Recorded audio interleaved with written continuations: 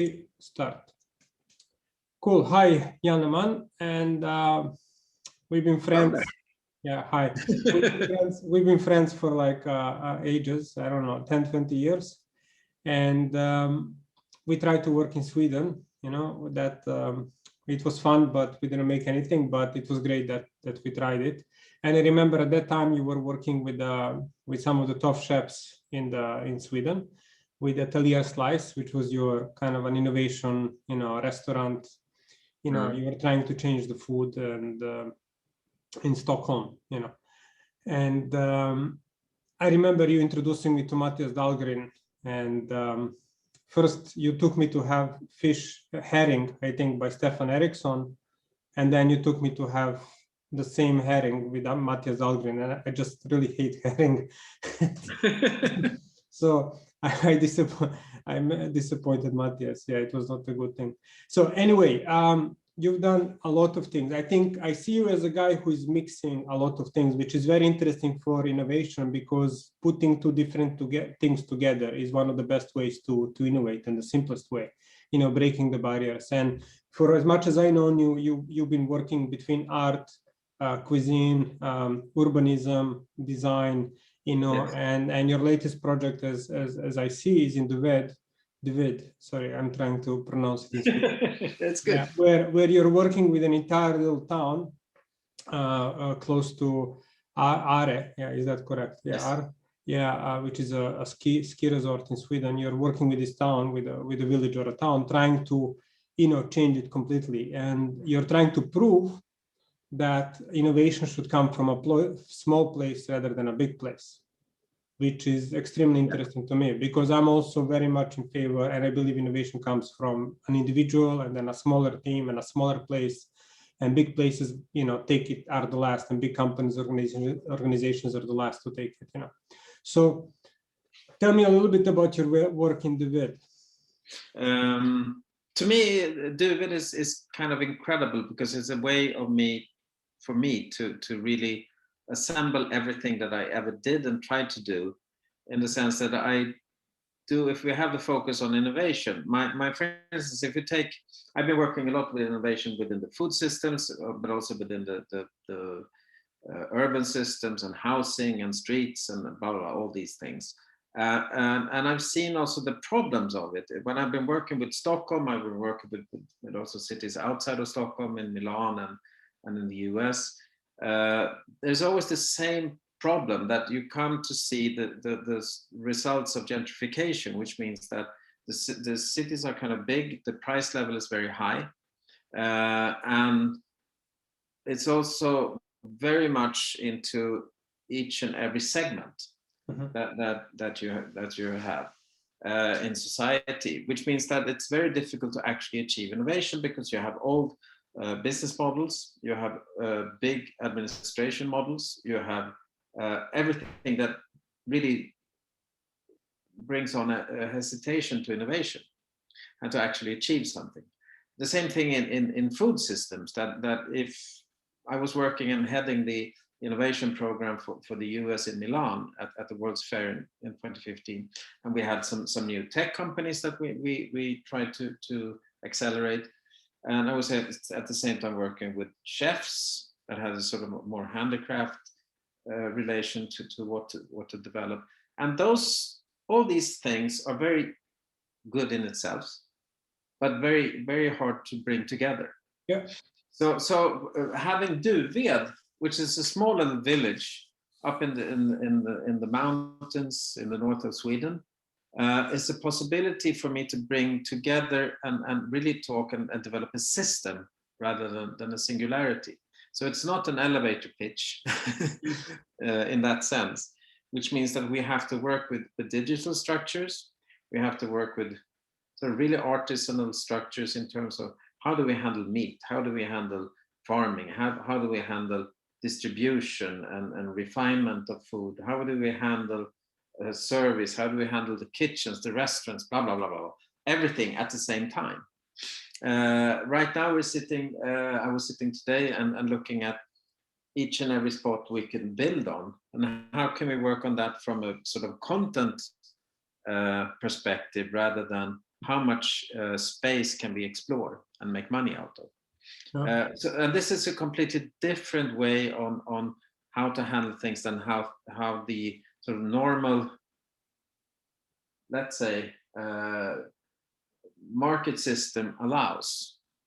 And we can work on both on a sort of more idealistic level, but also on really, I think, more of a sort of future innovation, which means that you need to develop new business models, new engagement models, new democratic models, new blah, blah, blah, blah.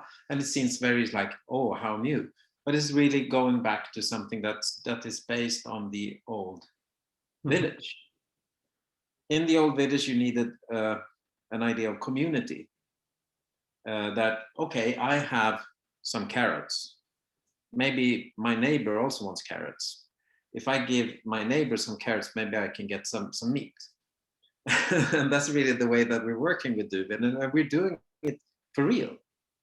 So we started the whole process of really asking. It's a small village. When I started 3 years ago, there were 700 people living here. Now there's about 1,050. So it's growing. So we started just asking the people living here, what would you like to see happen? So we're not making something completely new. We're, on the contrary, working very closely to what we have. So instead of building just a bunch of new houses, we're building something new together with the people living here to see, can they have a better infrastructure? Could we make the central part of the village car-free? Can we then give them something that's a solution rather than a problem? Which means we have to get some kind of transportation in the center of the village. Blah, blah, blah. All these things we really try to make solutions of, which means that we're actually inventing for ourselves, how do you make a circular economy? How do you make a sharing economy? And then we started to invite and talk to the big structures, like the big banks. Can they help us to make a transaction model? And yes, they can. Can the government be interested in this? Yes, they can, because they realize now that if we do, because this is what, if you take Greta Thunberg, or if you take all these ideas of climate change for real, we need to sort of move our models of doing things to a sort of more circular system. Yeah, but what's the goal? Where is there a deadline with the deliverable? Do you have? We have one deadline in September 2022. That's probably going to be prolonged for another two to 3 years. And we're supported by the Swedish Innovation Agency, which is called Vinnova. And it's like 100 people working for us now, from banks, companies, infrastructure, technology, blah blah blah. And the idea is to collect everything to what we call a Duved exhibition in 2025, which to me is to do. In Sweden, we had the Stockholm exhibition in 1930, which was the launch of the welfare state, which was the launch of like the Swedish model and everything, which was not just architecture, but really a social structure. And it was kind of successful. Today, that was based on urbanism and urbanization. Now we're on another level, so we're going to do the same thing, but on a circular level here in Duved. And it seems like it's going to work. So that's it's like 2025, you should come. Okay, so what's going to happen on 2025? So there's going to be a new construction, like there's going to be, I'm just putting it to the most essential. We're going to start building 5 small buildings for housing. They're just 200 square meters each, but we had those permissions, so we said better to do it. But then I chose 5 really good architects. They all happen to be female, but it's Farshid Mousavi from Harvard and living in London doing one. Mia Hegg, for instance, who did the bird's nest in Beijing and so on. And they all have a different sort of angle of how to solve. They all have to work with wood, but one is doing production system, one is doing construction, one is doing co-living, one is doing self-sufficiency and so on. And it's really, I think that's going to be something very interesting to sort of also exhibit. We also had a bunch of workshops with, and I think that's going to be a centerpiece, that we're doing a greenhouse designed by the Japanese architect Shigeru Ban. And we had a bunch of workshops with the inhabitants here in Duved, and they all said, we would like a greenhouse. And then I said, okay, that's good. Let's make that greenhouse into something even more. Maybe that could be like the icon of the circular economy village.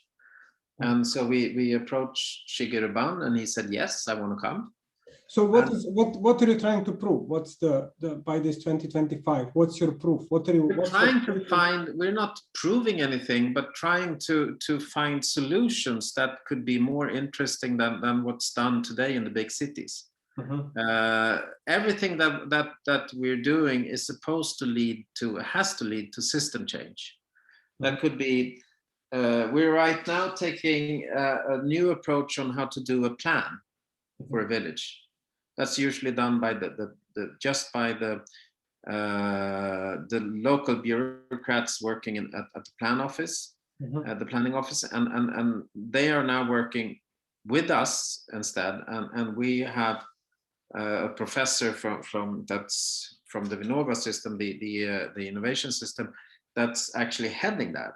So we can work on not just by function, but really by content, and also work with and I'm heading a sort of workshop system that I'm right now designing to involve the local citizens directly. So they will come with input, and those inputs will hopefully be brought into a plan. And that plan system will be a new system, at least within the Swedish standards, that we hope to then scale to other cities and villages around, and hopefully even to the big cities like Stockholm. So what you're innovating is urbanism and architecture and content of that architecture. So you're trying to prove in a small village in Sweden, you're trying to create something that's going to be copied in all the bigger, and that can be copied everywhere else. Yes. So like the Shigeru Ban greenhouse could actually be the hub for each like local. In a big city, you can have local hubs, and those could be partly done through Shigeru Ban's design. And the fantastic thing with that is that he designed something that the inhabitants themselves, the citizens, can actually be part of building and constructing. So it's a very sort of democratic design even. So if IKEA says that they're doing democratic design, we're actually doing it. Yeah, so it's open. You by word democratic, you mean open. So it's not limited to a few people, but it's open to more.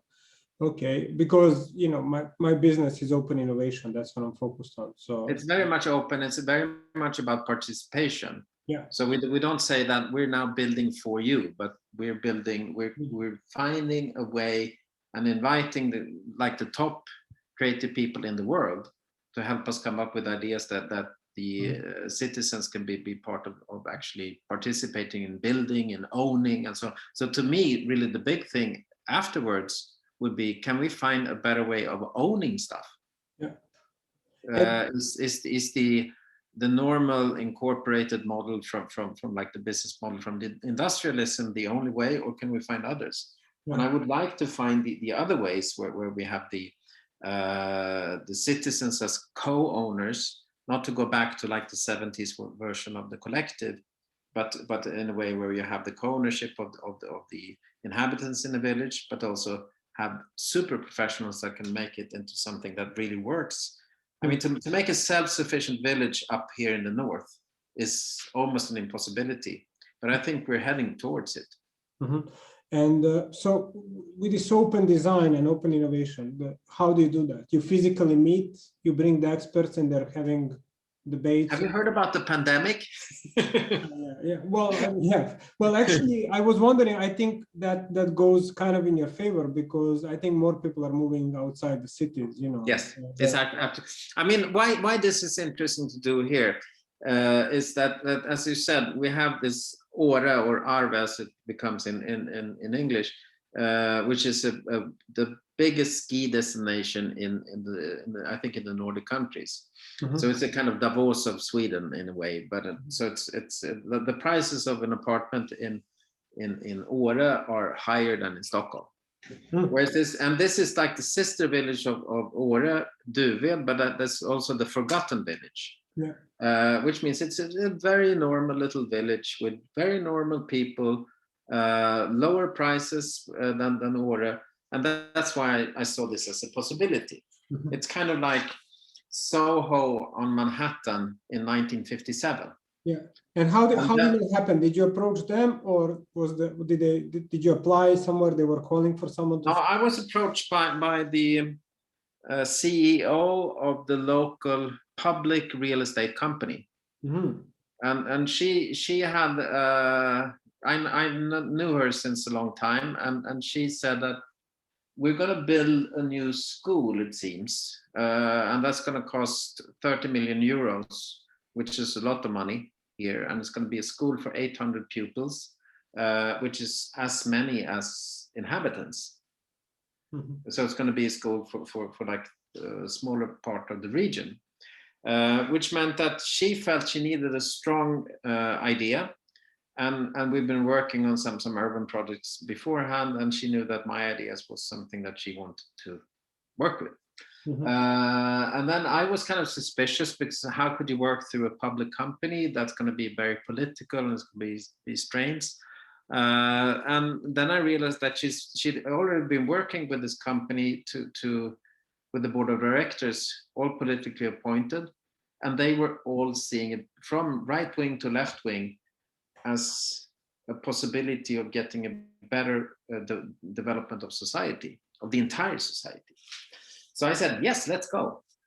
And then we started to work, and then I went up 2 weeks later to sit with just outside here in a small little hub that we built. And we had like 100 people coming in 2 days. And then we started a bunch of workshops with the local inhabitants, just to collect ideas and say that we don't know where we're going, but we want your ideas to see if we can work together. And we said that because we realized very soon that there were many projects and many ideas of projects, but most of them were like running into a wall because it was difficult to be alone. And then we said, well, let's collect them, and then we can produce like a big story of how this could be done in a big way. I also asked for the permission to work with, like, to start approaching on a national level organizations and even the government, to see if we could look upon Duved as a sort of national tool for innovation. And everybody said yes. So I've been working really on 2 levels. One is from bottom up, working with the locals. One is from top to bottom, saying that, okay, if we do this working with the locals, then we should also change the systems and rules and regulations for how to build housing, how to make laws and regulations and so on each level and each segment of society. We should do that. And then we have to get the permission to talk to the right ministers and the right, and we actually do that now. Which is kind of absurd, but it's really to change society through a local village on the countryside. So it's to see not the countryside as a problem, but rather today. And I think that's a thought I've been having in my mind for quite a few years, that digitalization is making Chinese countryside to move to cities. But here in Europe, it's more about the possibility of making the cities move to the countryside, and through tools like this, you and I are sitting in different cities, and we speak pretty well together. So we don't have to be in the same spot. But I can sit up here in Duved and be more effective towards the government in Stockholm than if I was in Stockholm. Yeah. Okay. So basically, you believe that, or you want that over time, people are moving from bigger places to smaller places, that this is the change that's going to happen, especially now with the pandemic. and with digitalization. And you're setting an example for that, how life. I mean, I don't think we're going to abandon cities. And I live every Yeah, of other course, week. but I mean, everybody that can or wants, they have a bright future. They have something, that alternative, that the city is not anymore like this fancy place with big buildings. No, that was in the time of Baudelaire and Victor Hugo and all these people. And it's actually been, I think, since at least the 70s, 80s, the city already played out its role. And now we need to meet people, and that's going to make the city survive, I think. But the possibility of living on the countryside is a huge possibility, especially since the sort of the market economy has brought the cities through a sort of idea of gentrification. Yeah. That went into a spiral that's now headed by venture capital, which means that people, companies like what they call Blackstone, are actually buying like the suburbs in Stockholm. Yeah. Which means that to develop something like innovation, or to develop knowledge, which means like a university structure, the big cities are no longer very good for that, because the every piece of property, every piece of land is so valuable in a city that it takes away the possibility of doing something fun, Yeah, or something productive. Not only that, I mean, you know me for a long time. I always enjoyed, I lived in Italy and some other places, but I always enjoyed to be in Belgrade, because Belgrade is kind of like far away from everything, and then I have my own peace of mind, and I can focus on things. Like, I don't need more. I get what I need, and I don't have distractions. I don't have any pressure that's pulling me in some kind of, I don't feel like. Belgrade is still, how big is Belgrade? Well, it's big. It's like, I don't know, 2 million or something. Yeah. But It's like Stockholm. yeah, but it's very much outside the power systems. It's kind of like an island. So it's outside European Union. It was at war, so it's always like a little bit outside. You feel like you're isolated, which is great for me. I mean, you have all the necessities. You have everything you need, like PlayStation and all that stuff. But you don't feel under power. You don't feel like you're missing out. There is none of that feeling, which is extremely relaxing. That's why everybody likes, now there is more people coming and they like this feeling. And this is the feeling that you have in the countryside, like you're away from the power structure, where you can actually have the peace and quiet and focus what really matters and build it. Because I think this is really something that, I mean, even as I guess Koolhaas did this big exhibition called The Countryside, with even a book, where he was looking at the countryside as a very sort of generic thing, that whether he was looking at China or Syria or Sweden or the US, it was kind of the same thing. Whereas I think that in especially a country like Sweden, which was highly developed during the industrial modern era, we came to an end in the sort of urbanization, whereas we now can look upon the countryside as a tool to do things which are no longer possible to do in the very high cost cities.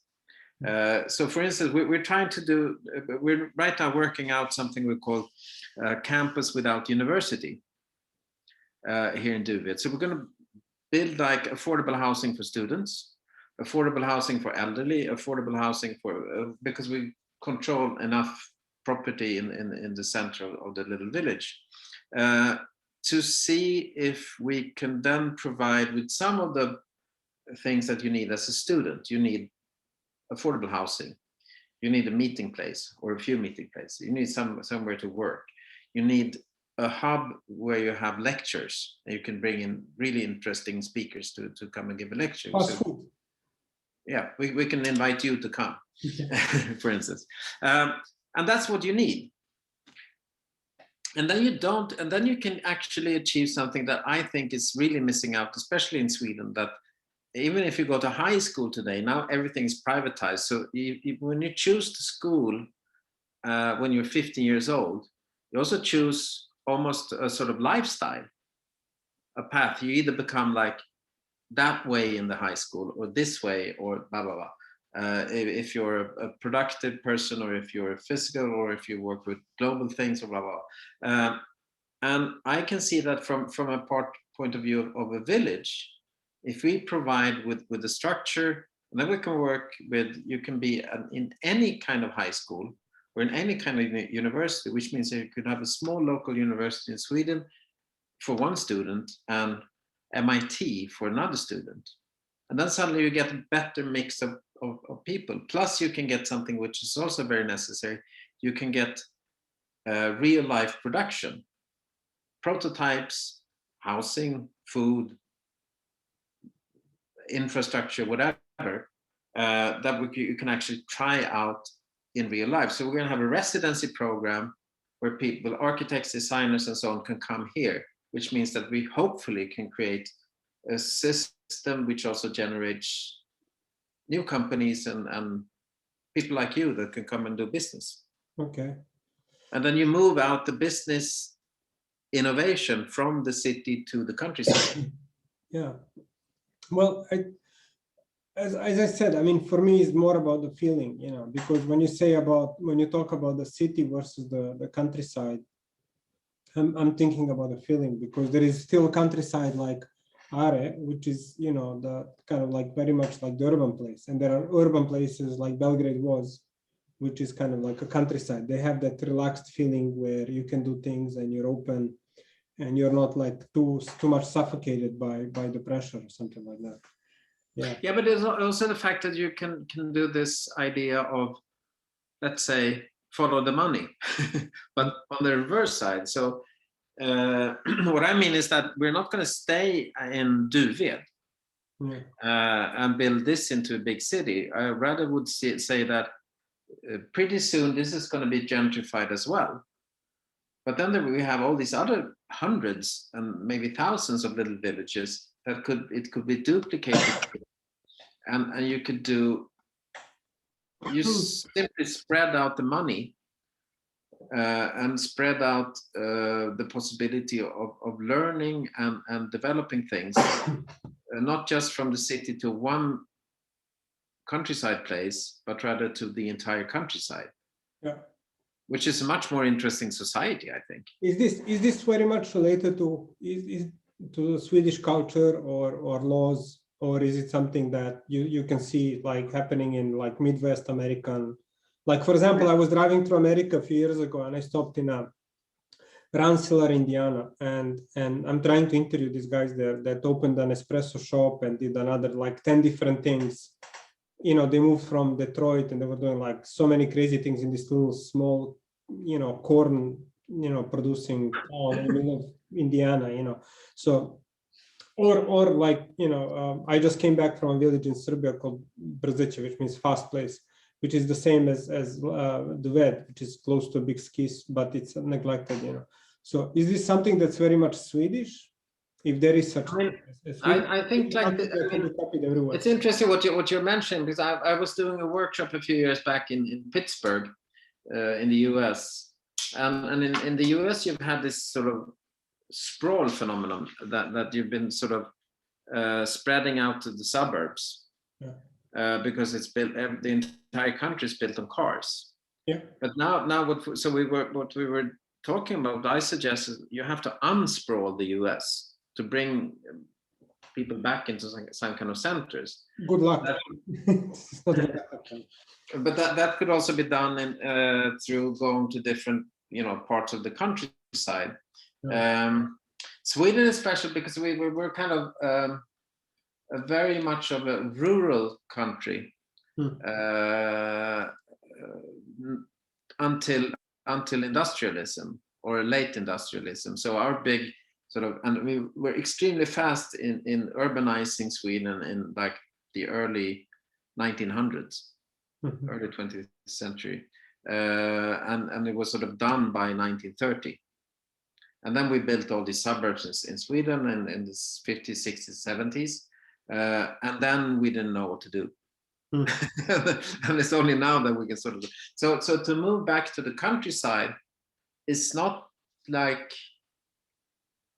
it's not logical because we haven't really been there, but it's not that unlogical either, because we actually have a sort of rural connection 2-3 generations back, Yeah. 2 generations back. Well, do your kids, because mostly people who like the city and don't like the countryside is like, you know, from teenager to like 30s, you know, they want to be in a city. And then when we are, you know, kind of my age, I'm starting to think about the countryside and slowly. I'm teaching in Austria, and basically I asked all my students, and you know, I mean, they're in Graz, like close to the mountains, like, what do you want to do when you grow up? And they were like, yeah, I want to be in the city, but then I want to have a house in the countryside. And then they're all like this, like, I want to live around the world, but I want to have a house in the countryside at the end. So, I mean, it's kind of like, do you think your kids would want to live now? How old are your kids? I have one daughter, 15, 120, 127. Yeah. So, do you think And so they are, yeah. I think that, I mean, because David is kind of special, since one thing, I'm living here, so their father is actually staying here, but I'm 1 week in Stockholm, 1 week here. And they can see that this is something that's giving me energy, and we're actually getting quite a bit of those sort of, let's say, urban qualities that you need, which is rather special here. So we just opened less than a week ago our first restaurant in this development, which is called Trädgården, the garden. And it's run by a young couple. They come from they both worked at Färviken, which is for Magnus Nilsson. So they're both skilled and sort of educated through one of the best chefs in the world. But they're very typical, because they're doing a kind of food that is based on a food system. So they're very careful, and everything has to be local, blah, blah, blah, but it's also based on a sort of set of values that, for instance, my kids like. So they immediately, oh wow, you got this cool restaurant, and they're only serving natural wine. They're only serving this and this and that. Oh, okay, we could go. Okay. So you need to sort of to make people, or especially the young people, be interested to move outside of the city. You need a set of things. You need some, you know, some cool but not too expensive places to eat and drink. You need, I mean, we're building this greenhouse by Shigeru Ban, which is, I think it's going to be like, everybody would like to go there. We're going to have a bakery. We're going to have, you know, all kinds of things that you know, I would like to see it, but I also think the kids would like to see it, or the younger generation. So you're talking about the same countryside that I'm talking about. So your countryside is the future countryside. That's, you know, that's much different, you know, much more advanced. Yes. Something else. Yeah. Okay. So, you know, how do you see the future? Let's say 100 years from now. Do you see it, you know, as, you know, that your idea of the countryside, your idea of the village, your model is everywhere, that cities have stopped and then everything else popped up? Or that, I mean, we don't know. I mean, you can be very pessimistic and see it in the sort of Greta Thunberg version that no, we didn't handle the climate change, which means that it's going to be difficult wherever we live. You can also see that maybe these things that we try out to do now actually make a change, which means that we will, I mean, an ideal version of that we can be on the countryside, we can have a more local, you know, self-sufficient system, which means that we're not so fragile in terms of like a pandemic. Then we need to have a better local production of things, which means that it could be a better way of living, actually. Yeah. What do you think? Have you ever seen a perfect example of you know, what's for you the best village in the world? Because you spend a lot of time in Italy, just like I do, and you know, Italians and Germans a little bit.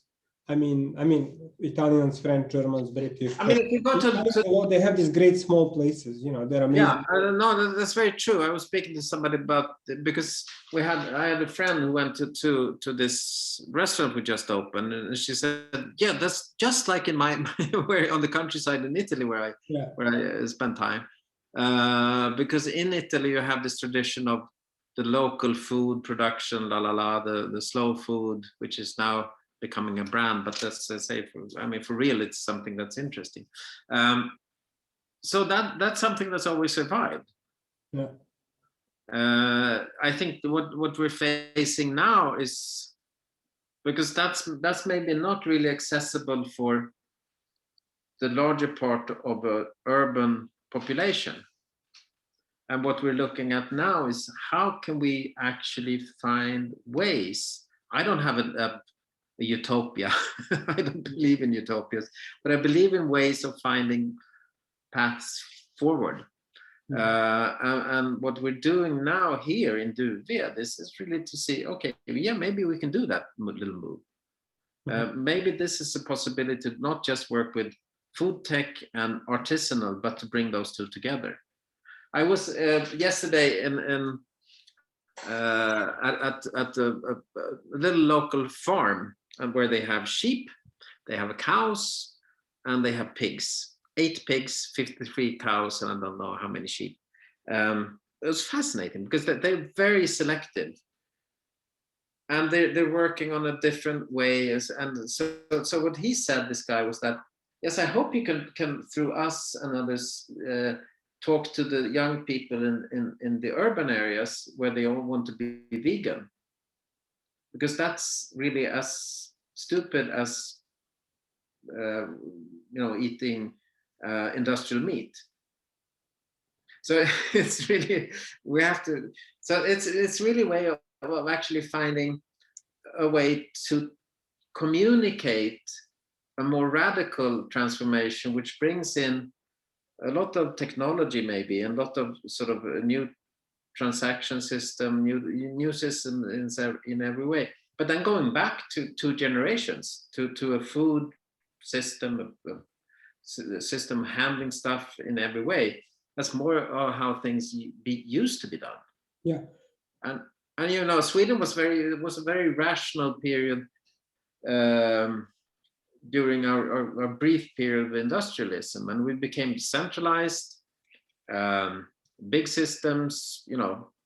There's a small little grocery shop here. They had 10 to 12 trucks a day coming to this little shop. Yeah. Which is, that's not very sustainable. It's very stupid. Yeah, I remember visiting Norway once, and I was in a fjord, 8 fjord, and there was one supermarket, and it had I was very disappointed because the only thing you could eat there is you could go to supermarket, have industrial hot dogs, and have all the packaged stuff in a supermarket. And I was off season, obviously, I don't know if it's off season, I think summer, August, yeah, but it was a bit weird, because I was expecting it to be like a local experience and stuff like that. And then I was eating like the same butter I could eat anywhere in the world, and kind of the hot dogs were the same, and everything was a white bread. Yeah, but that's also because you can't find the legal systems of actually working with what you can find locally. Because today it's not possible. So what we're working with the big grocery store chains, we're working with the legal system as well to actually, how can we have ways of handling meat locally? Because here what do you mean by legal system? What's the problem with having local meat in a local supermarket? Especially if you around here you can find quite a, not just reindeer, but all kinds of meat that's not made from just the ordinary industrial stuff. You mean there is regulation that kind of is designed to support only this kind of big producers of meat? Exactly. And then the small producers of meat or independent ones are not able to produce anything. They are not legally fit to be sold in a normal grocery store. Okay. You can only have them for yourself. Yeah. And what we're trying to find is a way to sell meat that you go out hunting, and you can actually then sell it through the local grocery store, Yeah. which would be a revolution. Yeah. Well, I can tell you that in my consulting, I remember working, I was in Copenhagen, I worked with a big pesticide and seeds company, one of the kind of like Monsanto, but I cannot say, and I was trying to pitch to them. I didn't even know what was going on, but let's say I tried.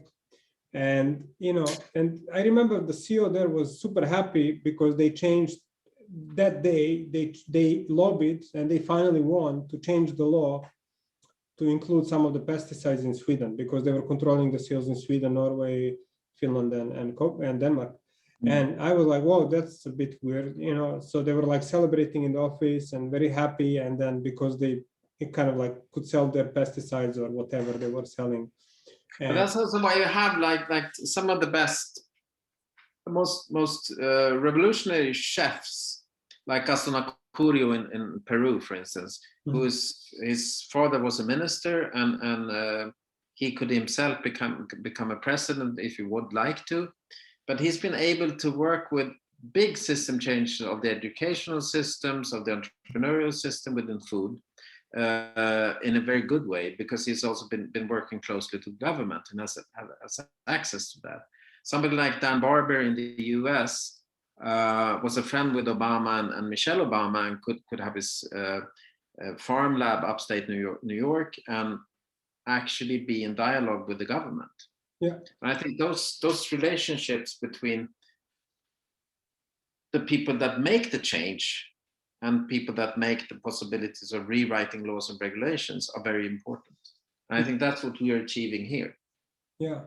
Well, which country was it? I think in Scandinavia, I think in Denmark, where there was a doctor that was curing the king, and the king was a bit crazy, and then the doctor took over making laws, and like in couple of years, he basically like completely changed the country, and they cut his head off, but the law stayed because he didn't. Let me just check. I mean, I love this story. I just read it like the other day. And that was like, I was like, this guy is amazing. I think it's I don't know if it's Sweden, Norway, or Denmark. Let me just check it. Super quick. I'm gonna need like a second. I think. Well, we have this guy called Oxenstierna in Sweden, who actually wrote most of the laws and regulations and structural systems that are still working here in Sweden. But he could do that because he was working with a king that was not yet an adult. Denmark, yeah. This is Johann Friedrich Struensee. Okay. You know that guy? I mean, no. He's like, he became friends with the king, and the king was mentally ill with the Christian VII, of Denmark. And so he just took over making laws. He became de facto ruler, and basically very quickly he just changed all the laws. Like he made Denmark from a conservative to an extremely progressive country. And they just cut his head off because but it was too late. He already changed the laws, and people were like, okay, we like it. He basically single-handedly reformed Denmark super quick. Like he took the bite, like.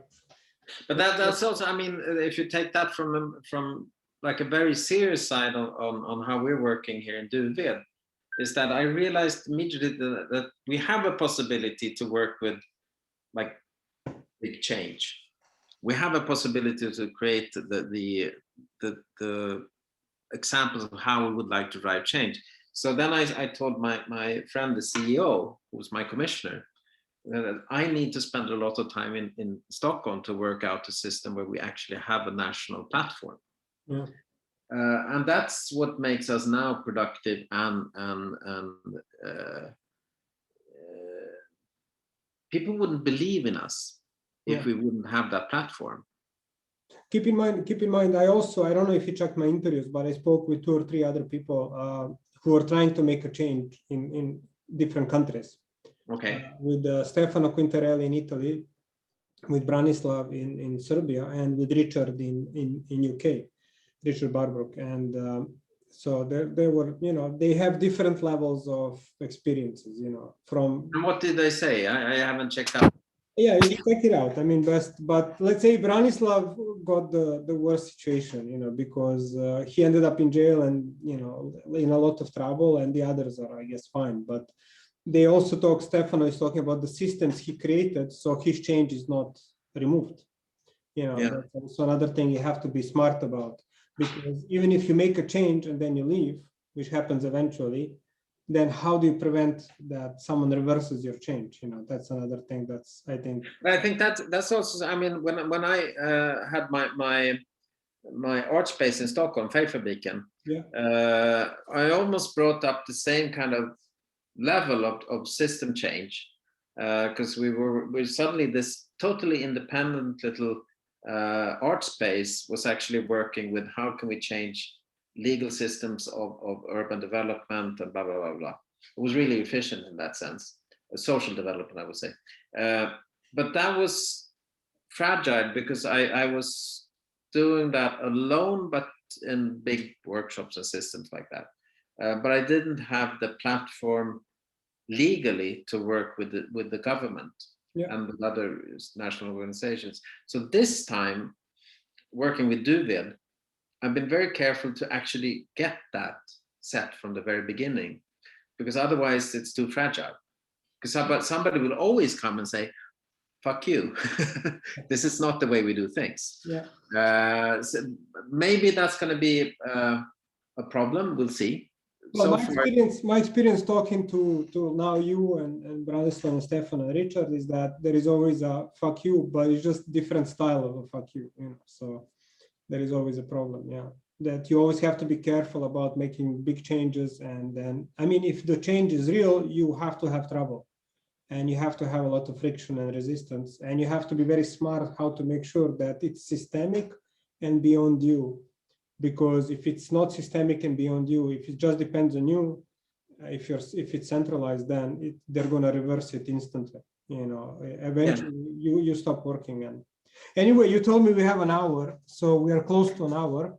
And my last question to you is: do you have any questions for me? One question, at least. Yes, I have many questions, of course, but I think I would like to do this in reverse. That we started a pod here in Duvet, which is now only based with the locals, but it's going to move out. So we're going to do the reverse. You're going to speak. So I have a lot of things. One thing is, how would you? Because I can see now. I was speaking to an entrepreneur that moved from Stockholm up here. He's super smart, been creating quite a platform economically for himself and his wife, and now they work together on like climate change issues. I could also see that they have easy to access with like people in their own age, around 40, entrepreneurs moving up, but not the same way of handling. How do we access the people that have been living here all their lives that are maybe 70 years old? How do you actually create systems of communication, of information, of production that involve everyone, not just people that are savvy within tech? Mm-hmm. Well, I mean, I work with brands that are in construction as well. Some of my clients are in construction, and construction is not traditional. It just has a lot of people that they need solid proof.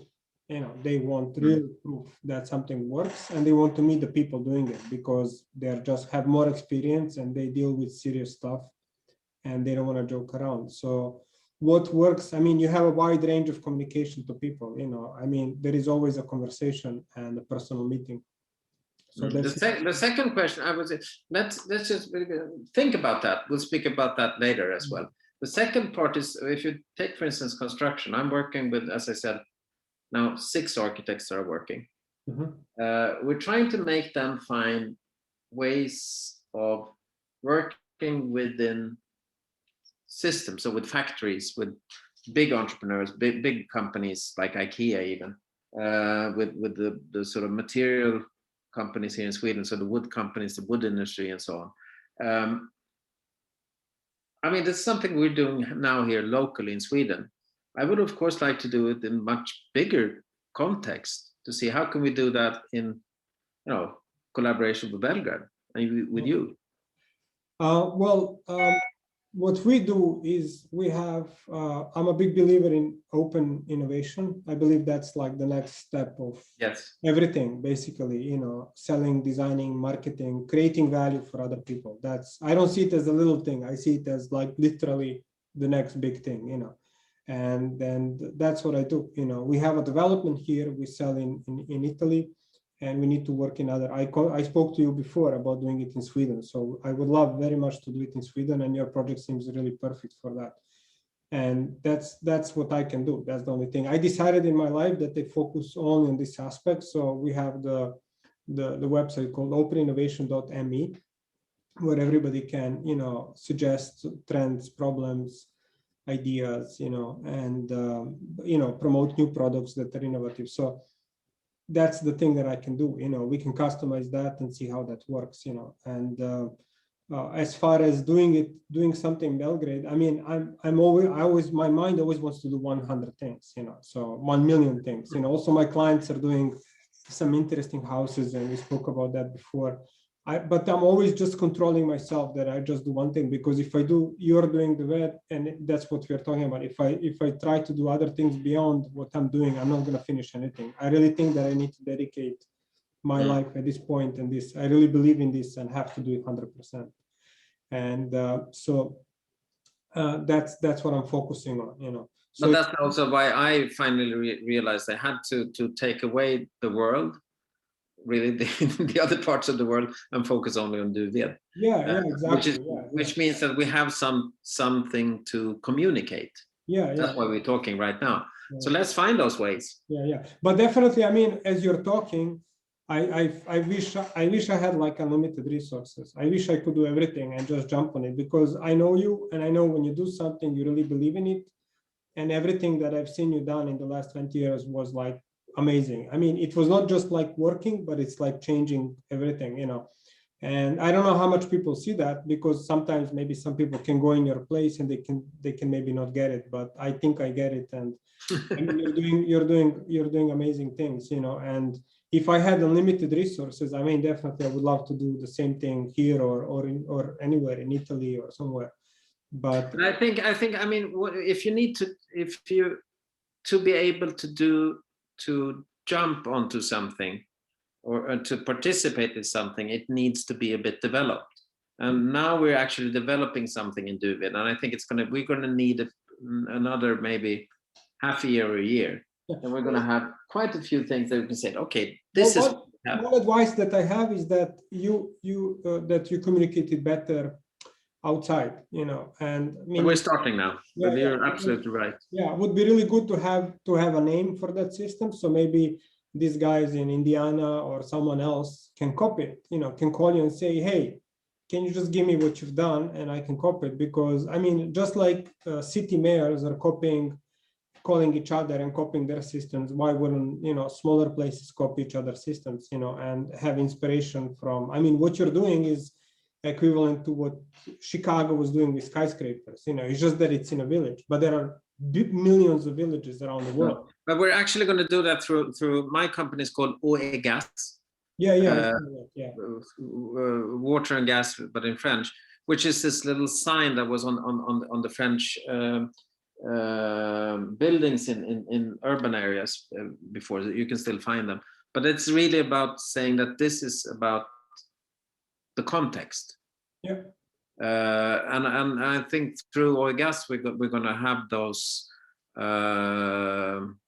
systems out that could be actually just open to copy. Like an open system, just like big cities do it, just like companies do it. That's what I'm trying to facilitate, that small and medium companies are sharing. I mean, big companies are always doing everything. They take over very quickly, but it's the small and medium companies that fall behind and are always neglected, because the top 1% of companies are moving fast. I mean, all the companies we hear about, that we know about, like IKEA that you're mentioning, they're like, like 20,000, maybe maximum 50,000 companies like that in the world. Total number of companies is something, I don't know, 200, 300 million companies in the world. The other, 999,950,000 companies, I don't know if I calculated that well, they are just, they really need a lot of help. This 0.1% companies are really do everything correctly, but it's the small places that really need much more help. So decentralization became worse and worse and worse. So I'm really happy that you're doing something which is decentralizing, but it's very difficult. Of course, that's my big fear, that this could be also taken over by, for instance, IKEA or the big grocery store chain. But I think we can actually help them to move it in the right way. It's about control. I think what you need to do is to quickly spread to as many villages around the world as possible, smaller places, like make a network. If you just stay in one place in Sweden, if you don't include more places in Sweden, Scandinavia, Europe, Germany, Denmark, all these countries have a lot of small places that need some kind of they can share the concept at 1%. They don't need to do like 10 new buildings and fancy restaurants. Absolutely right. Yeah. So Americans are very pragmatic. I drove a lot through Midwest America. I lived in Missouri. I love Midwest. There is a lot of cities there that are, I think, and mayors and people there can be very pragmatic and very hands-on on doing things, so maybe it's something to look in. Let's do that.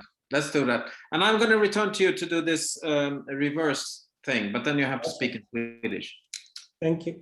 We have to speak in Swedish. No, I'm just joking. I just know a few words in Swedish and I cannot say them because I started my career in a Swedish company, so in Italy, which makes that's true. sense for a Serb, but that's how it is. I work with Swedes in Italy. But I think this is good. Now we're connected again. Let's continue. Ciao. Thank you very much. Okay. Take care. Ciao. Bye.